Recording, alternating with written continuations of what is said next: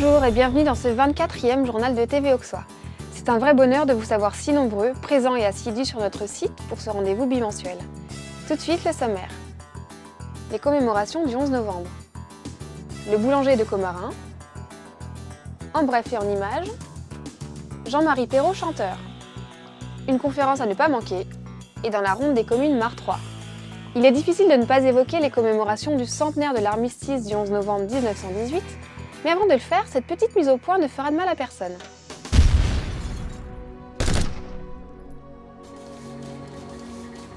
Le 11 novembre 1918, à 11 h du matin, le caporal Cellier, clairon au 1er bataillon du 171, sonna le cessez-le-feu.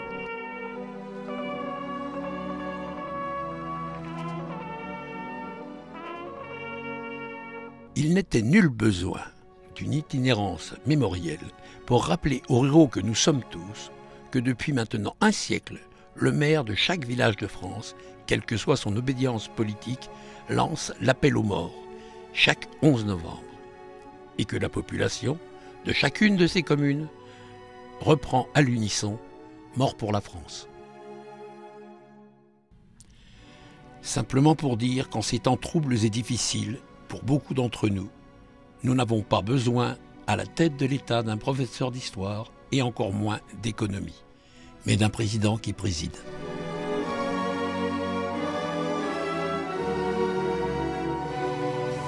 Ça, c'est fait. Passons maintenant aux célébrations sur notre territoire. Dans tous nos villages, les poilus ont été honorés. Nos reporters ne pouvaient pas être partout à la fois, nous avons donc choisi de vous montrer 3 communes au hasard. Monceau, Bligny et Bellenaud.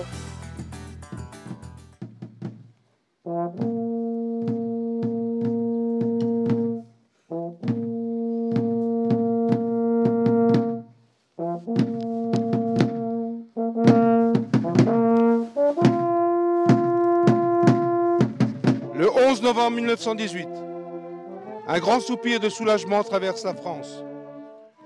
Depuis Compiègne, où l'armistice a été signé à l'aube, il se propage jusqu'au champ de bataille.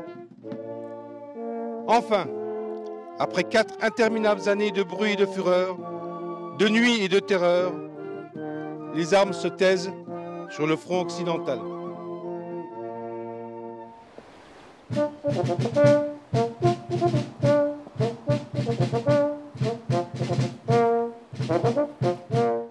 Le rôle des femmes durant le conflit a été trop longtemps occulté.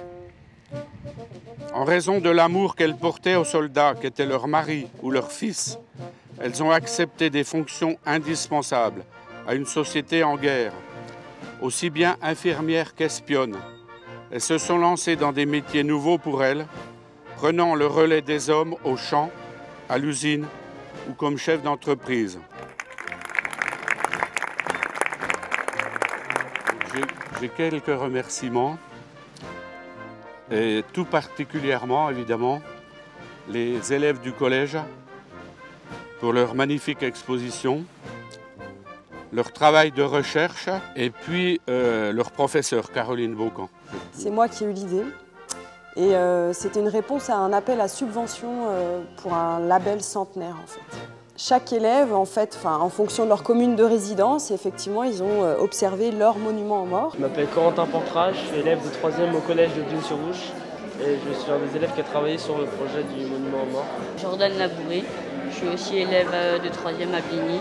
On travaillait par groupe de communes, donc il y avait Boulogne-sur-Ouche, Cusigny-sur-Ouche, Lacanche, Saucey, etc. Et on était à peu près 3-4 par groupe et on avait chacun des tâches à réaliser.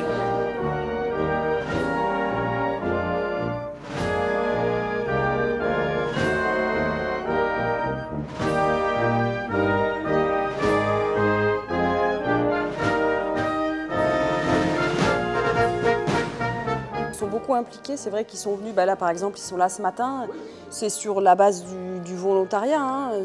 Demain matin c'est pareil, demain après-midi, et ils ont été vraiment motivés par le projet, ils ont répondu présents tous.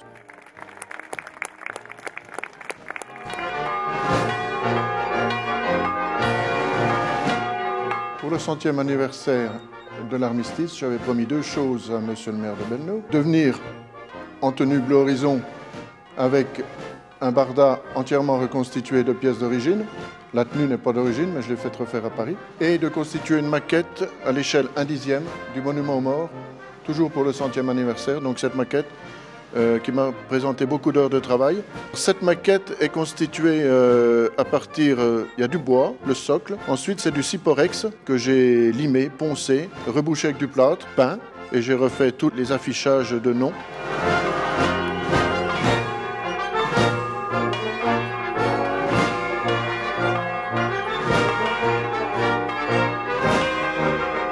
Cette passion pour la guerre 14-18 m'est venue de deux choses. La première, par la découverte d'un casque d'un oncle dans un grenier. J'avais à peu près 10 ans. Et après, mon père m'a demandé de retrouver les traces de son plus vieux frère. J'ai pu retrouver l'endroit exact où il a été tué et je m'y suis rendu pour me recueillir là-bas.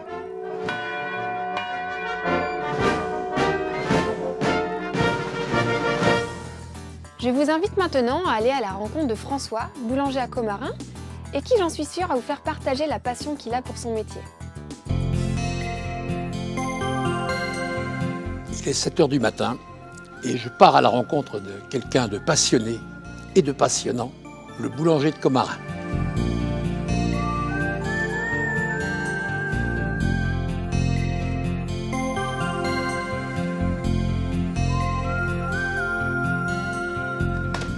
On fait à peu près 500 pièces par jour. Et ça représente combien de kilos de farine? Entre 100 et 110 kg de farine. Ces pains, ils cuisent à quelle température? Bon, ça va de 240 à 260 degrés en moyenne. Et la moyenne de la cuisson, c'est? Suivant la grosseur, ça va de 20 minutes à 40 minutes.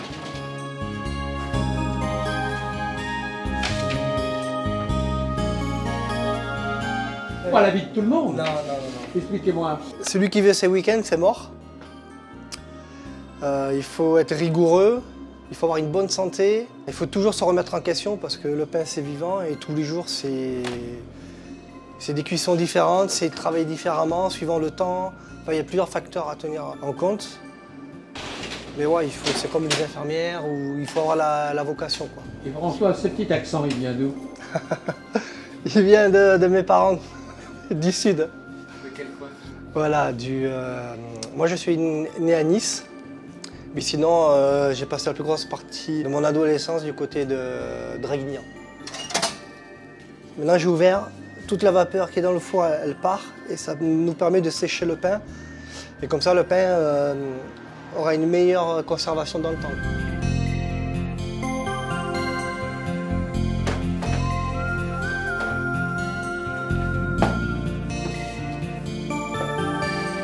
François, la boulangerie, c'est une passion, mais tu as une deuxième passion, c'est la boulangerie et les concours de boulangerie. Ouais, oui. En fait, ça nous permet de nous remettre en question, quoi. Donc d'être jour de l'avant, d'être toujours dans le coup, comme on pourrait dire. On est au mois de novembre, il y a le concours des boulangeries de la Poire. Raconte-moi comment ça s'est passé. Ben, ça s'est très bien passé, on a rempli le cahier des charges. Voilà, on a fini encore dans le top 10. On essaiera de faire mieux l'année prochaine en finissant dans le top 5. Et là, on prépare le concours régional pour faire le championnat de France de la meilleure baguette de tradition française.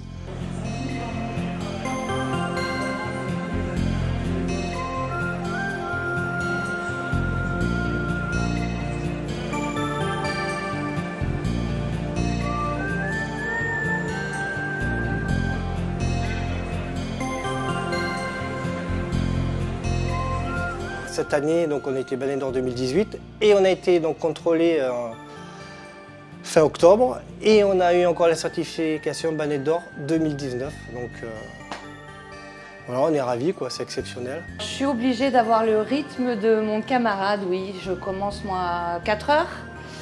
On ferme le magasin à 13 h, je reprends à 4 h et on ferme à 19 h. Les grands coups de feu, on a oui, Noël, Pâques et puis la saison été où il y a pas mal de tourisme à Commarin, oui, avec le château.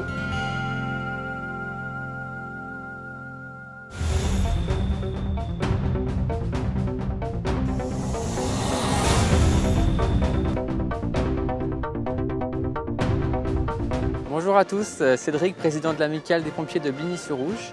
Je vous informe que nous allons très prochainement passer vous voir pour vous proposer notre calendrier et puis vous souhaiter aussi une très bonne fête de fin d'année et vous remercier pour l'accueil chaleureux que vous apportez à nos sapeurs-pompiers.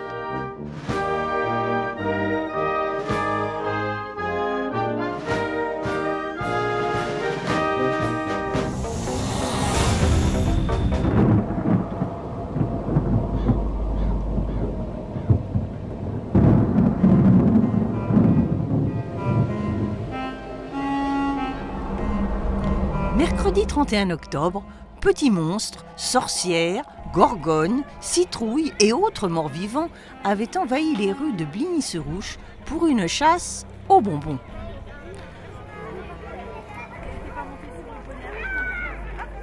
De retour à la salle des fêtes, pour l'élection du déguisement le plus effrayant, nos diablotins dégustèrent la soupe de la sorcière, à base de bave de crapaud et assaisonnée d'asticots multicolores.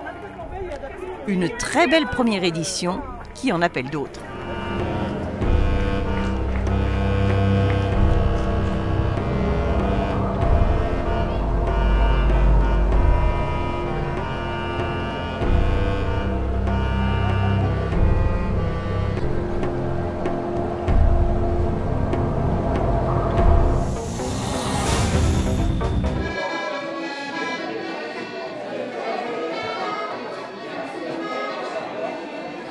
Ce dimanche-là, à midi, l'UNIRC, l'Union nationale des indépendants retraités du commerce, était conviée à un déjeuner dansant à l'auberge du Val-d'Ouche sous la présidence de Renaud Guyot et de Daniel Moreau, son vice-président. J'étais mariée avec un boucher, j'ai travaillé avec lui pendant 25 ans. Monique, entrepreneur de bal, un restaurant à Semur-en-Auxois. Moi j'étais boulanger-pâtissier au 23 rue Berry à Dijon.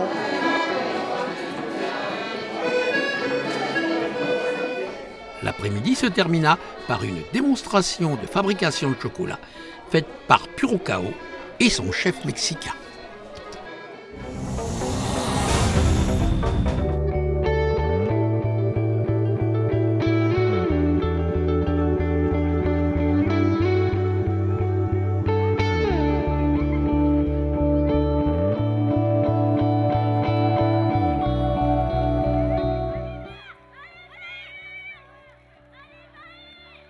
Pour moi, le parcours le plus compliqué, c'était les zigzags. La zone la plus compliquée du parcours, c'était le long de la gendarmerie.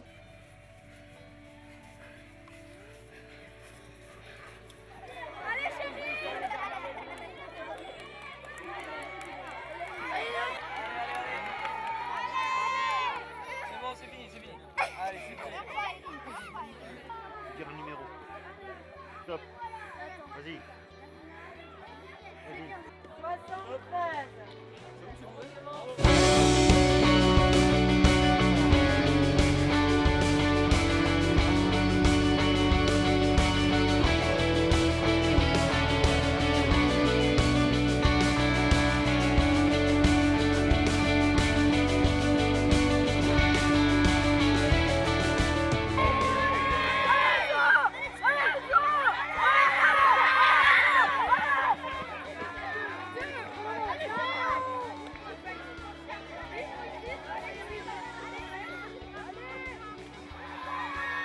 Quelles étaient tes craintes pour le cross?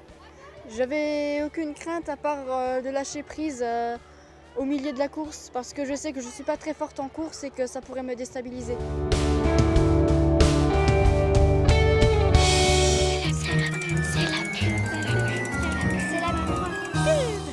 Dessine-moi un mouton. Pour vos déjeuners en famille, entre amis et vos repas d'affaires, le bistrot des Moines vous accueille le midi, du mercredi au samedi inclus, à l'abbaye de la Bussière.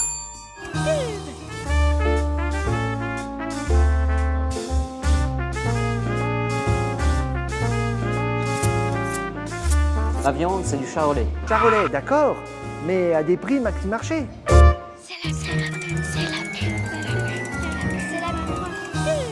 Jean-Marie Perrault n'est pas seulement le présentateur des magazines de TV Auxois, mais il est aussi auteur, compositeur, interprète Et à ce titre, il vient d'enregistrer un CD qu'il vous présente maintenant.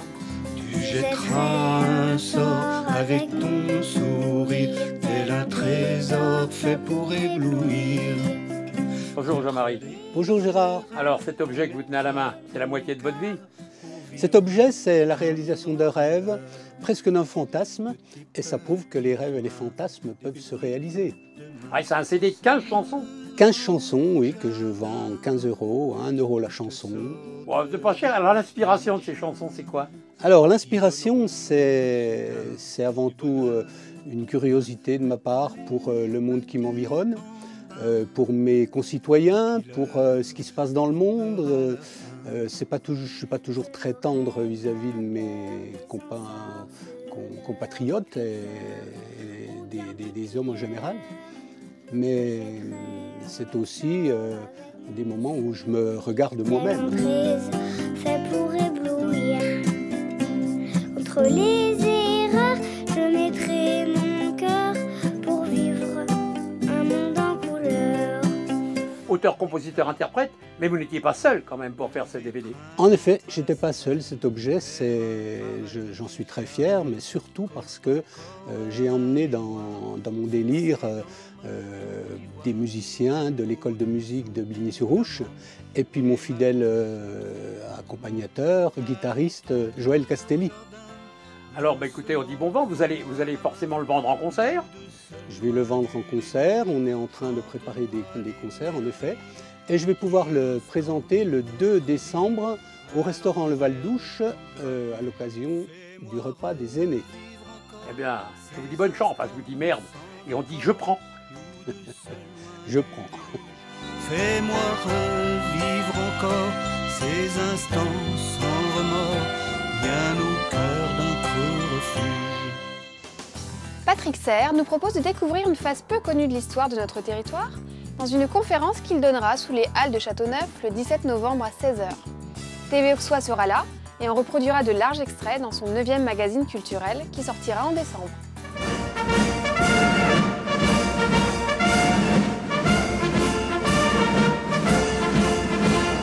Bonjour à tous, je suis Patrick Serre et je suis très heureux de venir à votre rencontre le samedi 17 novembre à 16 h aux Halles de Châteauneuf, en Auxois, pour évoquer une bataille qui a eu lieu sur votre territoire durant cette guerre de 1870, aujourd'hui complètement oubliée. Cette bataille de Châteauneuf fut l'une des rares victoires de l'armée française durant cette terrible guerre.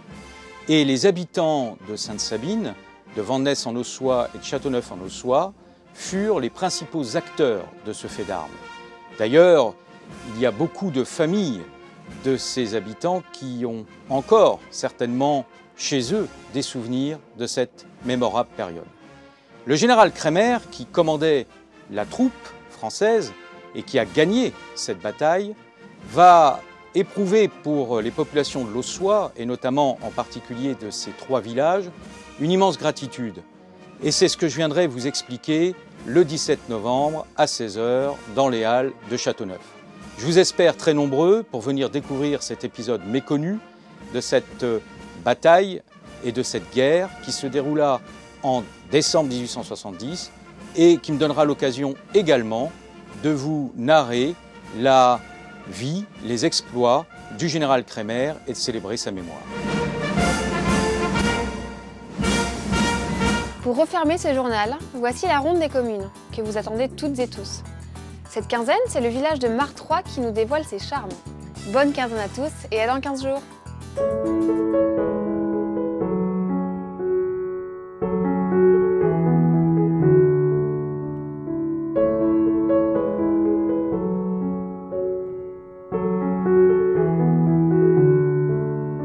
Je m'appelle Geneviève Jondeau. J'habite Martroi depuis toujours. Je suis retraitée depuis quelques mois et maire de Martroi depuis 2001. Mes motivations personnelles, je voulais m'engager dans la vie de la commune. C'est vrai qu'au départ, quand j'ai pris en 2001, c'était pas prévu du tout. Je me suis dévouée, on va dire. C'est un poste qui me plaît bien. C'est passionnant, ça fait rencontrer d'autres personnes. C'est quand même bien agréable, entre guillemets.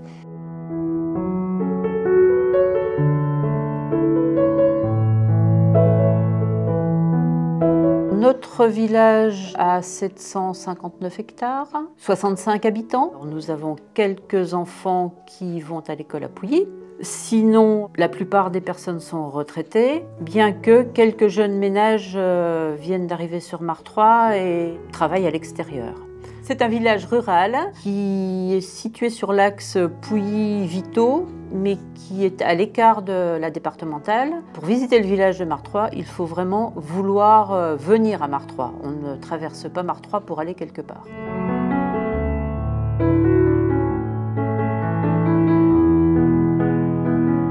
Les principales activités sont l'agriculture, alors sous toutes ses formes, bovins, ovins, poulaillers, des bisons. Un agriculteur qui fait également horticulteur. On n'a plus d'artisans. Les ressources financières du village sont nulles, mis à part la fiscalité et les quelques aides de l'État qui vont en s'amenuisant. Nous n'avons pas de forêt, pas de pylône, pas rien. Du fait qu'on a très peu de dotations et pas de revenus, autre que la fiscalité, il est très compliqué de refaire ne serait-ce que 200 mètres de voirie, parce qu'il y en a tout de suite pour 20 000 €. La fusion des deux communautés de communes a été un petit peu compliquée au départ, mais je pense que maintenant ça roule. Bon, les gens ont pris l'habitude de travailler les uns avec les autres. Maintenant, tout se passe bien.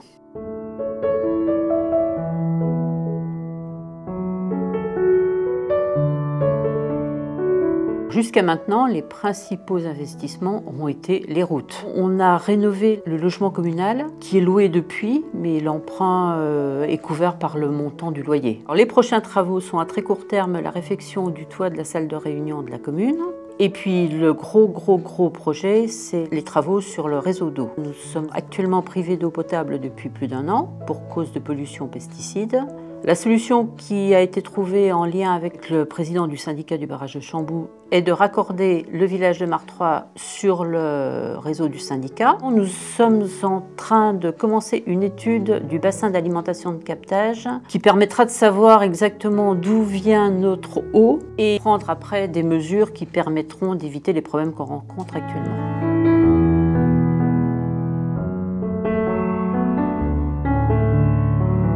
Les particularités du village sont notre église qui a été construite au XIIe et XIIIe siècle. Nous avons 5 calvaires, 3 lavoirs. Sinon, Martroi est un village situé au pied de falaises calcaires. Ces falaises ont un petit avantage, c'est qu'elles nous protègent un petit peu et du vent et de la gelée. En conclusion, je dirais que Martroi est un village où malgré tout il fait bon vivre. Les membres du conseil municipal sont au nombre de 7. Chacun met la main à la pâte. En règle générale, avec le conseil municipal, tout se passe bien.